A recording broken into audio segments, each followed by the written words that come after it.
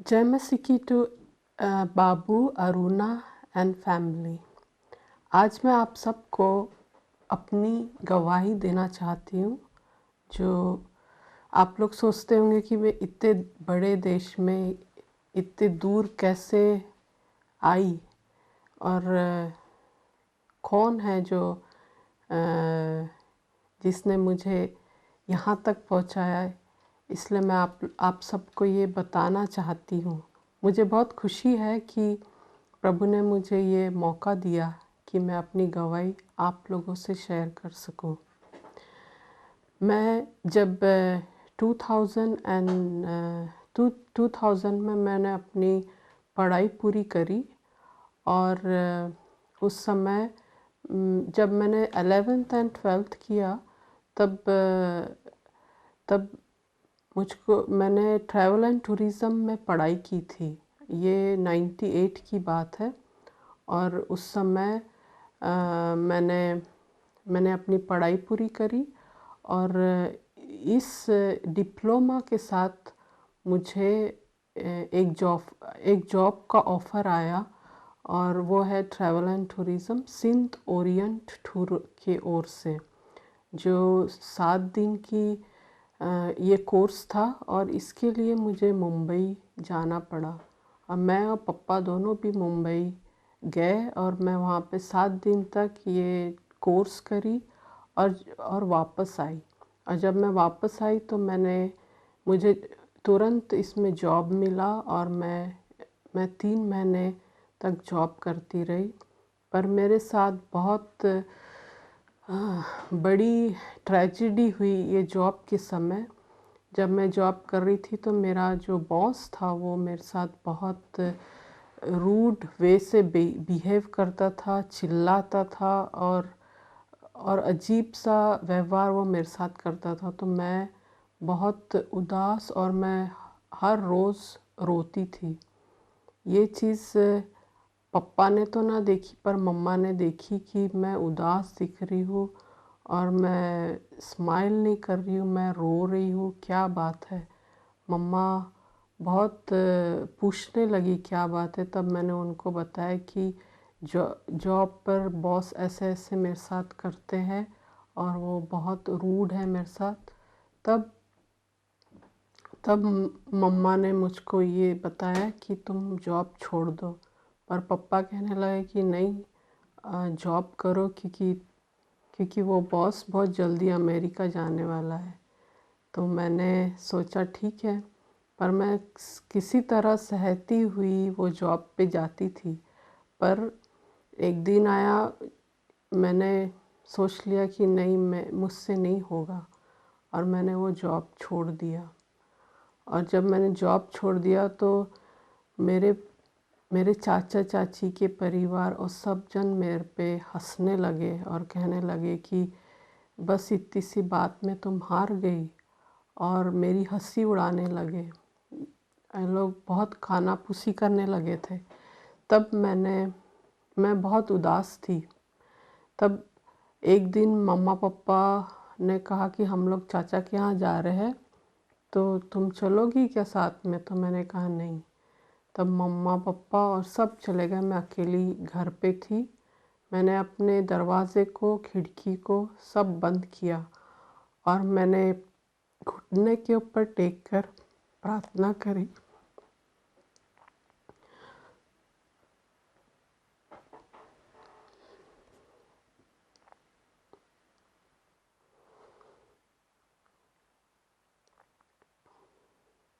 मैं रो रो के प्रार्थना कर रही थी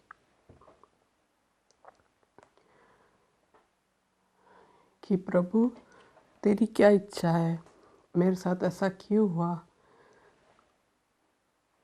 और रो रो के प्रेयर करते रही। और फिर उस दिन उसी समय प्रभु ने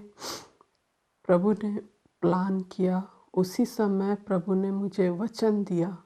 मैं रोज़ कैलेंडर देखती थी। उस दिन मैंने नहीं देखी, पर उस दिन शाम को जब मैंने प्रेयर ख़त्म करी तब मैंने एक कैलेंडर देखी और उसमें वर्स था। जो क्रिश्चियन कैलेंडर आता है उसमें सब अध्याय और वचन रहते हैं और मैंने उसमें व्यवस्था विवरण उसका 8 चैप्टर है और 7 से 10 वचन मैंने पढ़े और उसमें ये लिखा था, क्योंकि तेरा परमेश्वर यहोवा तुझे एक उत्तम देश में लिए जा रहा है, जो जल की नदियों का और तराइयों और पहाड़ों से निकले हुए गहरे गहरे सोतों का देश है। फिर वह गेहूँ, जौ, दाखलताओं, अंजीरों और अनारों का देश है और तेल वाली जालपाई और मधु का भी देश है। उस देश में अन्न की महंगी न होगी और न उसमें तुझे किसी पदार्थ की घटी होगी। वहाँ के पत्थर लोहे के हैं और वहाँ के पहाड़ों में से तू तांबा खोद कर निकाल सकेगा और तू पेट भर खाएगा और उस उत्तम देश के कारण जो तेरा परमेश्वर यहोवा तुझे देगा उसका धन्य मानेगा। ये वचन जब मुझे मिला, मुझे बहुत खुशी हुई कि प्रभु ने मुझे तुरंत उत्तर दिया। एक हफ्ता नहीं, एक साल नहीं, एक महीना नहीं, पर उसी रात को प्रभु ने ये वचन मुझे दिया और मैं बहुत खुश हुई और मैं प्रेयर करने लगी कि प्रभु कौन सा देश है जो तू मुझे ले जाने वाला है। और मैं रोज़ प्रेयर करते रही इस वचन के लिए, प्रोक्लेम करते रही इस वचन के लिए, ये वचन के लिए कि ये वचन मेरे जीवन में पूरा हो। और जब मुझे याद है, जब क्रिस्टीना को फिनलैंड जाने का अवसर मिला तब हम सब बहुत खुश थे। पर जब वो एक साल के लिए गई थी फिनलैंड में और फिर उसने मेरे लिए उस फैमिली को बताई। क्रिस्टीना ये 4 बच्चों को संभालती थी उस घर में और अच्छी फैमिली थी, क्रिश्चियन फैमिली थी और पूरे लड़कों को उसने संभाला। और जब उसका आने का समय हुआ तो उसने मेरा नाम रिकमेंड किया, क्योंकि उन्होंने पूछा कि हम चाहते हैं कि एक और साल हम किसी को यहाँ पे बुलाए, हमको मदद की ज़रूरत है हमारे बच्चों की देखभाल के लिए। सो क्रिस्टीना ने मेरा नाम सजेस्ट किया और फिर मुझे वहाँ जाने का मौका मिला।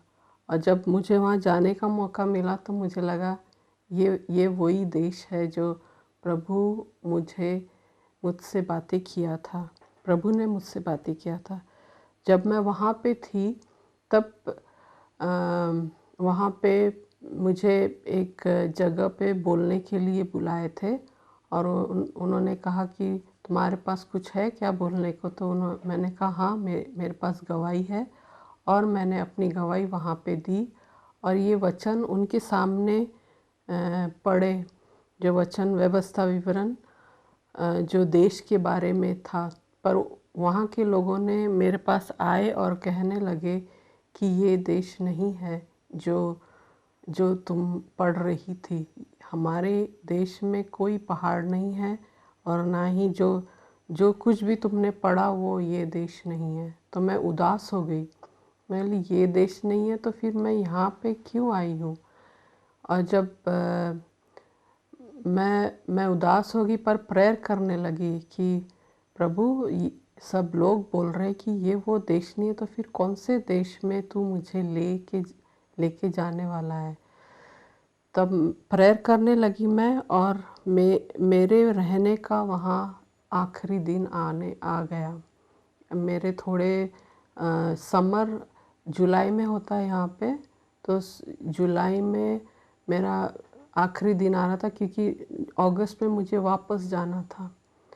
तब मैं अपना ईमेल खोलने लगी, खोली और पापा और मम्मा से उन्हीं के सेम हमारा ईमेल नंबर था, तो मैं हमेशा मम्मा पापा को उसी में लेटर्स लिखती थी। पर हुआ ये कि जब मैं वहाँ थी फ़िनलैंड में, तब मेरे को एक सपना दिखा। जब सपना दिखा तो उस सपने में मुझे एक बहुत बड़ा एरोप्लेन दिखा और एरोप्लेन रुका और मैं उस एरोप्लेन से उतरी और मेरे साथ कोई साथ में है पर मुझे दिखाई नहीं दे रहा, वो धुंधला है। और मैं बड़ी खुश वो एरोप्लेन से हम दोनों निकले और फिर बहुत बहुत सारी कारें दिखी और कारें खुली और बहुत बड़ी पार्टी दिखी। और फिर जो फैमिली में मैं रहती थी फ़िनलैंड में, उन्होंने मुझे कुछ तो भी सफ़ेद कलर की चादर ऐसे दे रहे थे हाथ में लंबा और प्रेयर कर रहे थे उस चादर के लिए। तो एकदम से मेरी नींद खुली और एकदम से मैंने सोचा ये किस प्रकार का सपना है मैं देखी, और मैंने प्रेयर करने लगी ये सपना क्या है प्रभु। तब मुझे ऐसा लगा जैसे कोई शादी का सपना मैं देख रही हूँ। तब मुझे लगा प्रभु शायद मुझे उस जन को यहाँ मिलाएगा फ़िनलैंड में। तब मैं ढूंढने लगी वहाँ, पर वहाँ कोई भी नहीं था। मैं जहाँ भी जाती थी मैं बोलती थी प्रभु अगर वो यहाँ होगा तो तुम मुझे दिखाएगा, पर नहीं, कोई साइन नहीं ना कुछ। तब मैंने सोचा कि वो सिर्फ सपना था, वो सच नहीं हो सकता। तब मैंने सोच लिया था कि जिससे मैं शादी करूँगी वो मैं जानती हूँ और मैं इंडिया में जाके उसी से शादी करूँगी जिससे मैंने सोचा था। और जब आने का समय निकट आ रहा था तो एकदम से फिर से मैंने अपना ईमेल खोला और इसमें ईमेल में मेरे मम्मी पापा मेरे हस्बैंड को लिख रहे हैं कि अगर अच्छा होता कि आप और एंजेलिना की शादी होती ऐसा। और जब मैं वो पढ़ रही थी तो मैं शॉक हो गई क्योंकि मम्मा पापा मेरी शादी खुद अरेंज कर रहे थे, मुझे कुछ नहीं पता। तब जब मैं शॉक हो गई, मैं गुस्सा हो गई और मैंने मम्मी पापा को कहा कि मैं शादी नहीं करूँगी क्योंकि मैं ये नए कल्चर में नहीं जाना चाहती हूँ, मैं नहीं समझती। और इनका रहना सहना अलग, हमारा रहना सहना अलग। तो मैं डर गई थी। पर मैंने एक चीज़ करी, मैंने प्रेयर करी 7 दिन तक। 7 दिन तक प्रेयर करी और कहा प्रभु क्या ये तेरी इच्छा है? अगर तेरी इच्छा है तो तू मुझे फिर से वचनों के अनुसार वचनों से मुझे बता कि ये तेरी इच्छा है। और जब आखिरी दिन था, 7वें दिन जब मैंने वचन पढ़ा और उस समय मैं यिर्मयाह पढ़ रही थी और उस समय मेरे लिए वचन आया यिर्मयाह उसका 29:11, जो कल्पनाएं मैं तुम्हारे विषय करता हूँ उन्हें मैं जानता हूँ, वे हानि की नहीं वरन कुशल ही की है और अंत में तुम्हारी आशा पूरी करूँगा। और जब ये वचन मुझे मिला तो ये वचन मेरे लिए आंसर मिला है। और प्रभु ने यही मुझसे कहा कि मैंने तेरे लिए, मैं जानता हूँ कि मैं क्या कर रहा हूँ।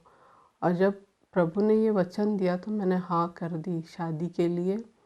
और मैंने मम्मा पापा को भी बोल दिया और मेरे आने वाले हस्बैंड को भी बोल दिया कि मैं रेडी हूँ। क्योंकि जो प्रभु करता है हमारे साथ वो अच्छा ही के लिए करता है। और हमने प्रभु का सुनना ये बहुत ज़रूरी है। तो जो वाइट चादर जो मैंने सपने में देखी थी वो वेडिंग ड्रेस था। और वो वेडिंग ड्रेस उस फैमिली ने मुझे गिफ्ट करी जब उनको पता चला कि मैं स्वयं से शादी करने वाली हूँ। और इस तरह जो प्रभु की इच्छा थी वो सफल हुई। मैं अपने मैं अपने मर्ज़ी से तोड़ भी सकती थी, मैं अपने मर्ज़ी से बोल भी सकती थी कि मुझे नहीं करना है, मुझे उसी से करना है जिससे मैंने सोचा है शादी करना।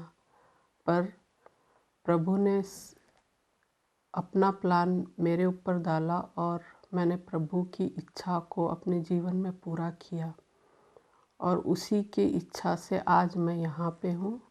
और ये नॉर्वे है जहाँ मैं रहती हूँ, और ये वही देश है जो प्रभु ने मुझे वचन में सबसे पहले दिखाया था, बताया था।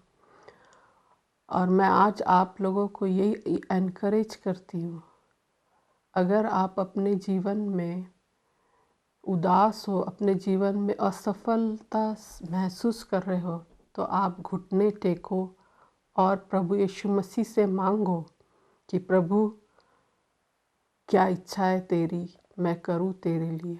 प्रभु देखो तुम्हारे लिए हर दरवाज़े खोलेगा। प्रभु यही चाहता है कि हम उसके पास आए और उससे मांगे, और वो हमारी ज़रूरतों को, हर ज़रूरतों को पूरा करेगा। पर वो अपने प्लान को ज़रूर तुमको दिखाएगा, और वो उसका सुनना और ना सुनना आप लोगों के हाथ में है। तो आज मैं आप लोगों को एनकरेज करती हूँ कि अपने जीवन को प्रभु के हाथ में रखो, क्योंकि दिन बहुत कठिन है, आने वाले दिन बहुत कठिन आने वाले हैं। हम इस दुनिया से जाने वाले, वो हमें ले जाने के लिए आने वाला है। उससे पहले आप लोगों को मैं एनकरेज करती हूँ, अपने दिलों को प्रभु को दो, घुटने टेको, प्रेयर करो और उससे मांगो। देखो वो तुम्हारे लिए हर रास्ते खोलेगा, हर उदासी को वो खुशी में बदलेगा। ये मेरी गवाही है, और मैं चाहती हूँ आप भी अपनी गवाही इसी तरह से, जब तुम परमेश्वर को अपना दिल दोगे, अपना सारा संपूर्ण जीवन उसको दोगे, तो वो तुम्हारे लिए नए मार्ग निकालेगा। बस यही है कि हमको उसकी आवाज़ को सुनना है, उसके वचनों को समझना है। आज अगर आपके पास बाइबल नहीं है तो जाओ और बाइबल को खरीदो और उससे पढ़ो और समझो कि वो क्या चाहता है। मैंने सपने में बाबू को देखा था, और इसीलिए आज मैं ये गवाही दे रही हूँ तुम्हारे लिए। और ये इसलिए दे रही हूँ कि शायद प्रभु चाहता है कि तुम उसको अपना दिल दो और उसके वचनों पे चलो, क्योंकि दिन बहुत कठिन है, आने वाले दिन। और हम में से हर एक तैयारी कर रहा है, और मैं चाहती हूँ आप लोग भी तैयारी करो, और क्योंकि उसका राज्य निकट है। हम यहाँ से जाने वाले हैं, और यहाँ से जाके हम उसके साथ सदैव रहने वाले हैं। और इस दुनिया में बहुत कठिन दिन आने वाले हैं, इससे पहले वो हमको बचाने वाला है। इसलिए मैं आप लोगों को एनकरेज करती हूँ कि उसके साथ अपना टाइम बिताओ। Thank you.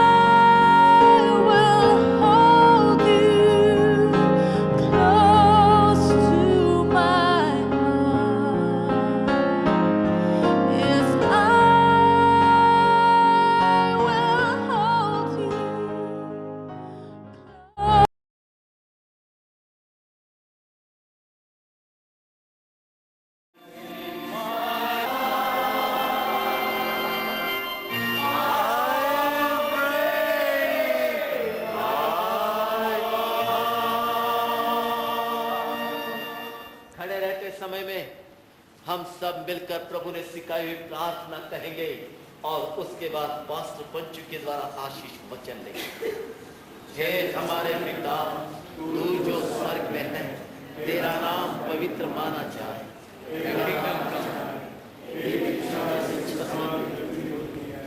वैसे पृथ्वी पर भी हमारे